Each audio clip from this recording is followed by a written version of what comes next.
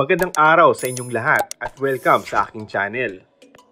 Matapos mag-trending ang ilang larawan ni Coco Martin at Julia Montes kung saan nagbakasyon ang mga ito sa Europa, ay naglabasan naman ng mga balita tungkol sa di umano'y anak ng dalawa.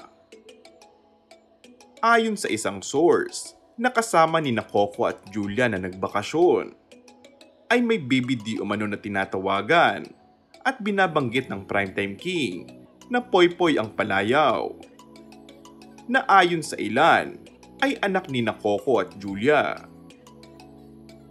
Komento ng mga fans, bakit nga kaya hindi mamatay-matay ang chika nang umano'y baby ni Rodel Nacianceno at Mara Hotea?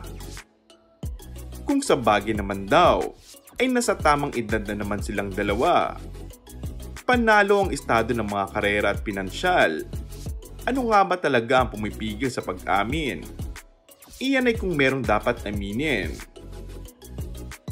May mga nauunawaan naman ng mga taga-suporta ni Tanggol at Julia ang kanilang mga idolo na gawing pribado ang mga importanteng bahagi ng kanilang mga buhay.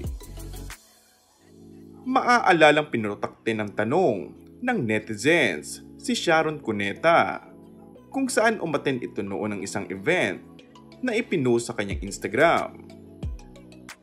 Ito ay nasa isang restaurant kasama niya sa larawan sina Coco Martin, Julia Montes, Catherine Bernardo, Daniel Padilla, Alden Richard at ang mga dating cast ng FPJs ang probinsyano. Kapansin-pansin sa ilang larawan ang blue cake sa background na may nakalagay na God bless Popoy. May mga blue and white balloon na makikita sa ilang tables na hindi nakaligtas sa paningin ng mga fans.